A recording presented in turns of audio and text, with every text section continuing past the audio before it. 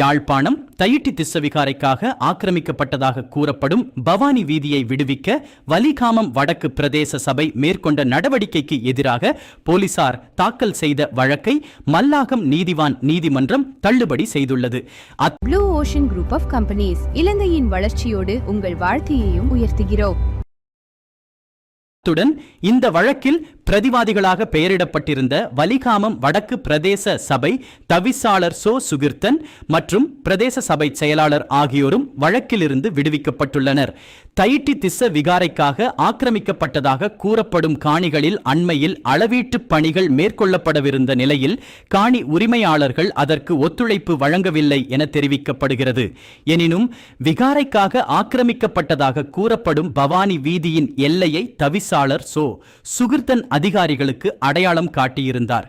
இதனைத் தொடர்ந்து வீதியை மறைத்து அமைக்கப்பட்டிருந்த எல்லையை அகற்றுமாறும் அவ்வாறு செய்யாவிட்டால் பிரதேச சபையே அதை அகற்ற நடவடிக்கை எடுக்கும் என்றும் தெரிவித்து தையிட்டி திஸ்ஸ விகாராதிபதி ஜிந்தோட்ட நந்தராம தேரருக்கு பிரதேச சபை கடிதம் அனுப்பியிருந்தது.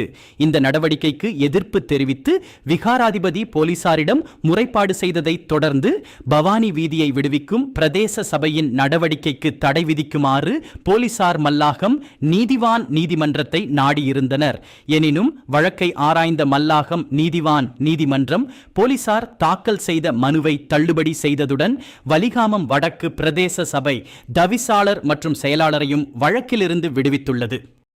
தையிட்டி திஸ்ஸவிகாரையில் பொது வழியில் ஏற்படுத்தப்பட்ட தடைகள் மற்றும் எல்லையிடல் தொடர்பாக பவானி வீதி திறப்பது தொடர்பாக ஏற்கனவே வணக்கத்துக்குரிய ஜிந்தோட்ட நாமதேரருக்கு நம்மால் அனுப்பப்பட்ட கடிதத்துக்கு எதிராக பலாலி போலீசாரால் 81வது பிரிவின் ஏற்படுத்தப்பட்ட வழக்கின் அடிப்படையில் தொடர்ச்சியாக நடைபெற்ற இன்று அதற்கான தீர்ப்பு சொல்லப்பட்டது.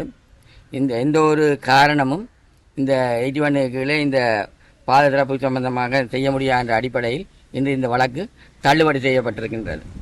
அந்த அடிப்படையில் நாங்கள் விரைவிலே அந்த பவானி வீதியை திறந்து மக்களுடைய போக்குவரத்துக்கு இயல்பான நிலையை ஏற்படுத்துவதற்கான ஏற்பாடுகளை வலிகாமம் வடக்கு பிரதேச சபை செய்யும். இதற்காக ஒத்துழைத்த எங்களுடைய சட்டத்தரணி குழாமுக்கு குறிப்பாக எங்களுடைய ஜனாதிபதி சட்டத்தரணி சுமந்திரன் அவர்களுக்கும் எங்களுடைய சபையினுடைய சட்டத்தரணியாக கடமையாற்றுகின்ற கஜேந்திரன் அவர்களுக்கும் சட்டத்தரணி கஜேந்திரன் அவர்களுக்கும் எங்களுடைய பிரதானமான இந்த மக்கள் சார்பில் நன்றிகளை தெரிவித்துக் கொள்வோம்.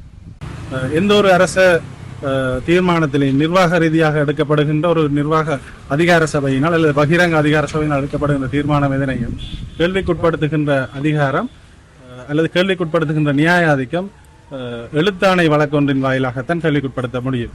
ஒரு பகிரங்க அதிகார சபையினுடைய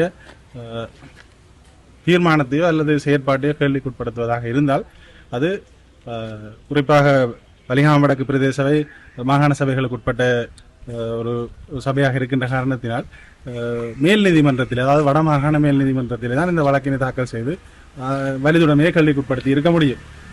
இருந்த பொழுதிலும் போலீசாரும் ஒரு அரசாங்க திணைக்களம், ஒரு அரசாங்க திணைக்களம் இன்னொரு அரசாங்க திணைக்களத்துக்கு எதிராக அந்த நியதி சட்ட கடமையை ஆற்றுவது தொடர்பில் ஒரு 81ஆம் பிரிவை கொண்டு வர முடியாது, அதை மேற்கொண்டு நடாத்த முடியாது என்ற அடிப்படையிலே ஜனாதிபதி சட்டத்தரணி எம்.ஏ. சுமந்திரன் அவர்களால் ஒரு சமர்ப்பணம் ஒன்று முன்வைக்கப்பட்டிருந்தது. இந்த வழக்கிலே அது தொடர்பான கட்டளைக்காக தவணையிடப்பட்டிருந்தது 2 தடவைகள். இன்றைய தினம் இந்த கட்டளை கௌரவ மன்றினால் வழங்கப்பட்டிருக்கின்றது.